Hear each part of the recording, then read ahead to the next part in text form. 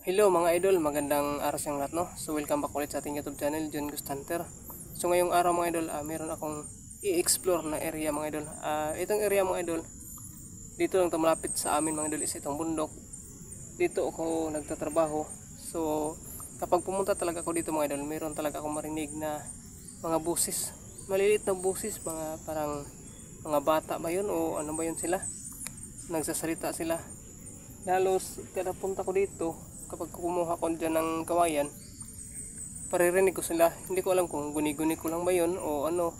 So kahapon mga idol, narinig ko talaga, tinatawag yung busis ko. At meron akong nakita mga idol, isang hindi ko alam kung anong nilalang yun. Kakatakot yung itsura. Dyan sa ano mga idol, dyan may puno ng kahoy dyan. Tinatawag kasi ako kaya pinuntahan ko. Kaya ngayon mga idol, subukan kong explorein at sana magpakita siya, no? Isa lang yung nakita ko. Tumatakbo siya doon. Tinatawag ako doon sa puno ng kahoy. Kaya lang wala akong dalang cellphone kasi nagtatrabaho ako dito. Kumuha ako ng kawayan para gawing amakan. Para may pang tustos naman kami, no, sa pang-araw-araw. So ngayon binalikan ko itong area. Hindi ko lang nakasama yung team kasi meron silang kanya-kanyang trabaho. Kaya ngayon susubukan kong puntahan yung puno ng kahoy kung nandyan pa ba yung tumatawag sa akin. Ngayon lang ako nakarating dito sa puno ng kawayan. Wala pa ako narinig na nagsisigawan, nagsasalita at saka tumatawag sa akin. Kapon talaga mga idol, parang lumapit siya dito sa akin pero hindi ko siya nakita dito. Dito siya tumatawag, tapos sinundan ko yung boses papunta doon papunta. Saka doon nakita ko yung isang bata ba yun, hindi ko alam. Basta susubukan lang natin mga idol kung makikita ba natin ngayon, no? So tara mga idol, puntahan natin yung puno ng kahoy kung saan nakikita ko sila. Nakikita ko yung isang bata. So tara, let's go. So ayun lang guys, palagi kasi ako dito kumukuha ng kawayan. Yan, puno ng kawayan. Saka palagi kong naririnig sila. Parang may ibig sabihin yung tumatawag sa akin, kaya alamin ko kung ano talaga yun. So medyo nakakatakot talaga yung mukha niya. Tumatakbo siya dyan. So isa lang yung nakikita ko, pero sa tingin ko marami sila. Kasi marami yung boses na narinig ko dyan, oh. Dyan talaga banda, merong dalawang puno dyan na magkatabi. Yan ang pupuntahan natin. Kaya pakita ko muna sa inyo yung puno ng kawayan na kinukunan ko ng pangtustos sa pang-araw-araw namin gastusin. Yan. Yan yung kawayan na ano. Hindi ko lang napansin, hindi ko binigyan ng pansin yung mga nagsasalita. Akala ko noon mga bata lang na naliligaw dito.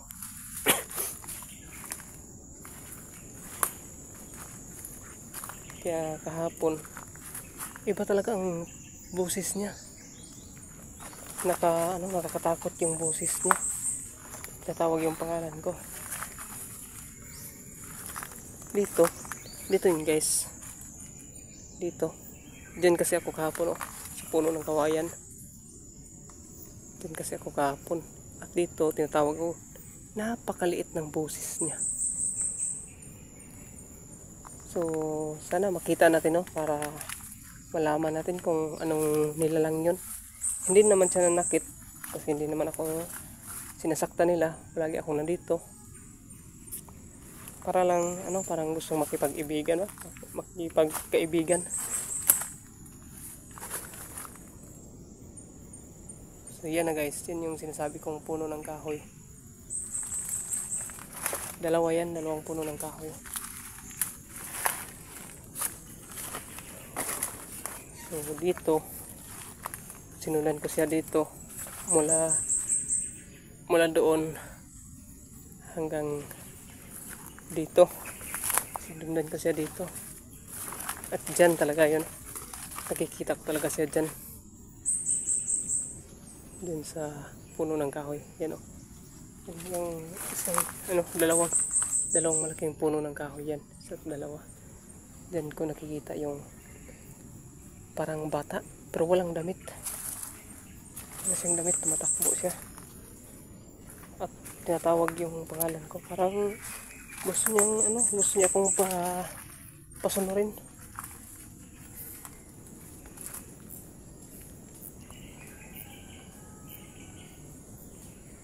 So, nasaan na kaya yun?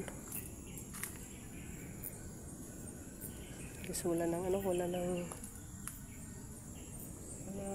nagsasalita.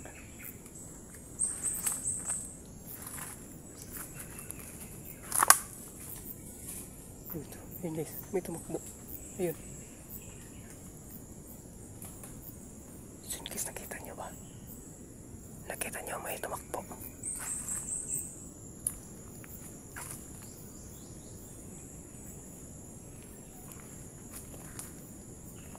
Dito ko siya nakikita sa dalawang puno ng kahoy.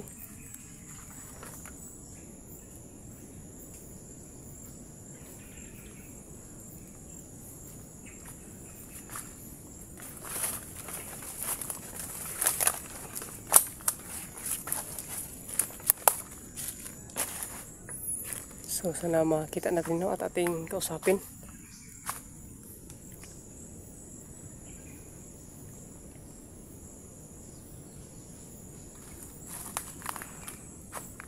Nen guys, putok ng baril. Ano kaya yan?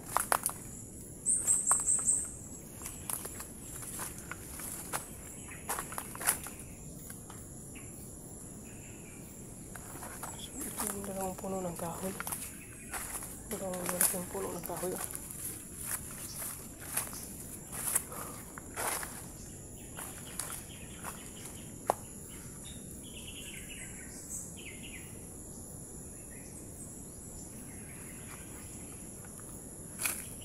Guys, narinig nyo?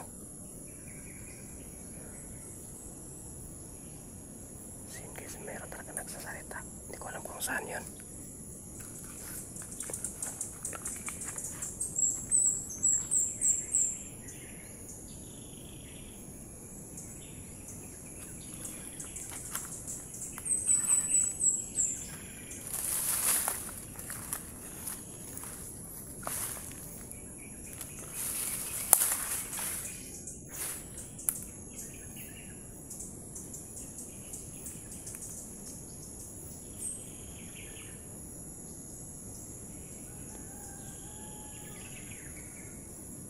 Parang nawala na.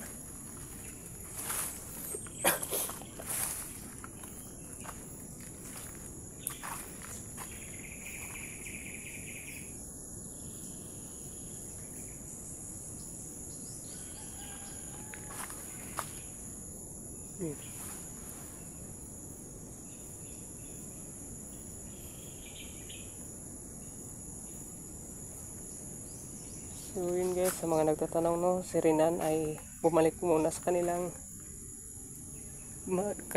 mga magulang.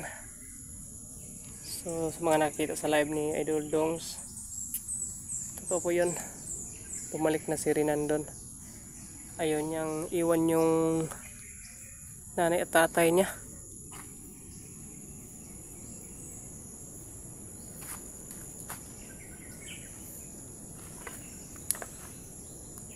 Nasaan na kaya yun guys? Dito kasi yun, puno ng kahoy.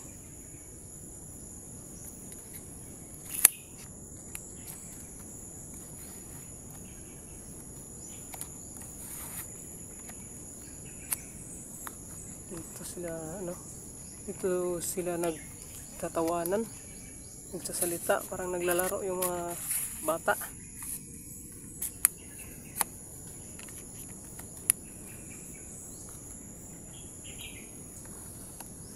Sana malaman natin, no, kung ano ba talagang pakay ng mga batang yun. Parang hindi kayo yun sila mga engkanto guys. Natakot pa kayo ng engkanto? Ano kaya yun, no? Yun ay yung gusto kong malaman, kung anong nilalang yun.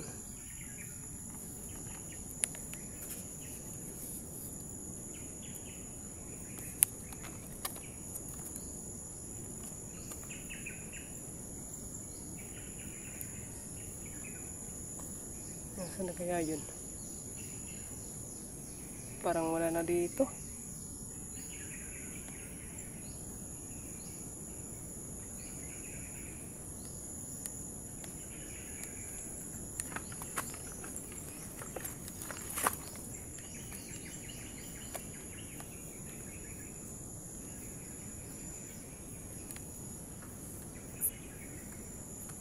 Parang wala na dito guys, wala nang nagsasalita.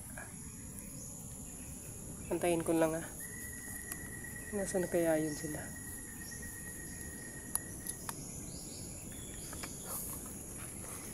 So subukan natin pupunta doon.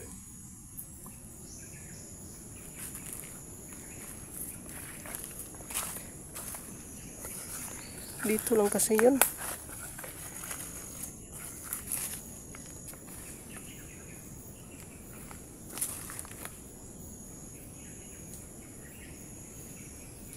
Dito ko lang yan nakikita.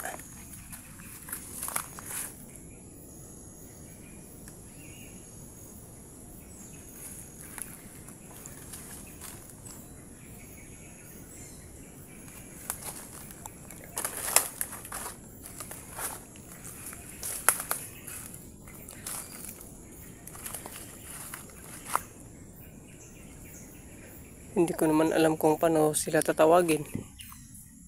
Hindi ko kasi nakuha yung pangalan. Hindi ko kasi siya nakausap. Parang ayaw niyang magpakita ngayon.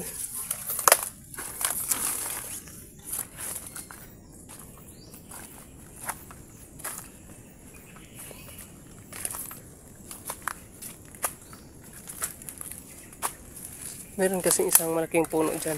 Baka dito. Yan guys, merong isang malaking puno ng kahoy oh. Baka dito. Subukan naman natin antayin dito.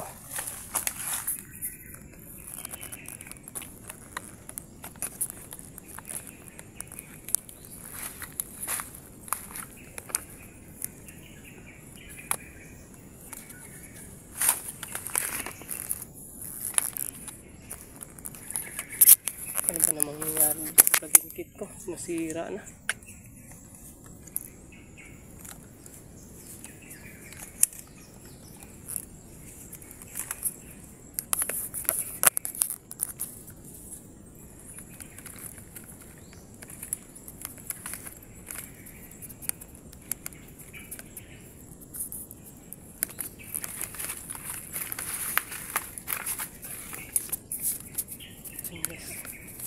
Abang tayo dito. Abangan natin. Baka nandito lang yun.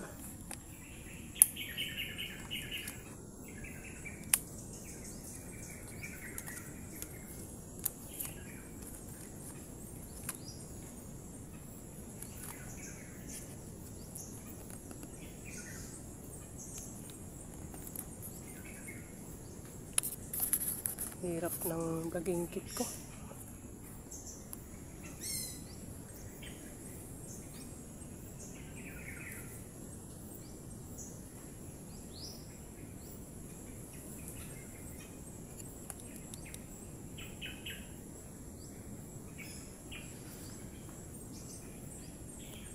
Wala naman dito.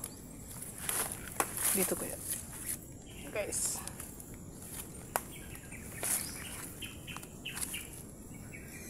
Din kasi ko. Uy, meron naman putok. Saan may akong lagingkit? Uy, mahugman.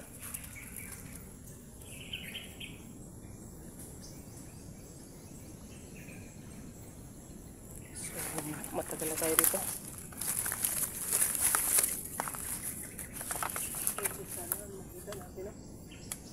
Sana makita natin para ating makausap.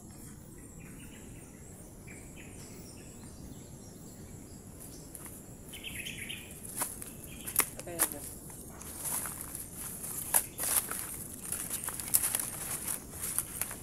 Since iwan natin ang kamera dito. Baka mahagip ng kamera. Kasi dyan lang yun. Dyan talaga yun. Dyan. Diyan ko nakita yun. Diyan sa taas.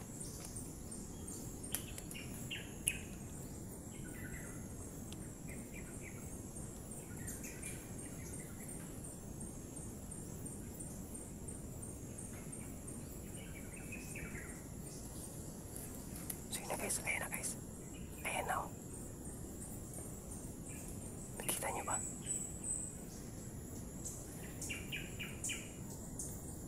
Nakita niyo, ayan na oh. Ayan, narinig niyo.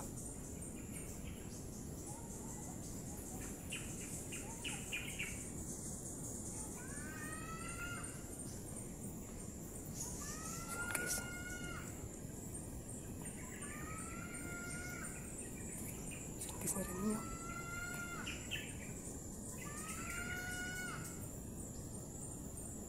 Sige, lapitan natin.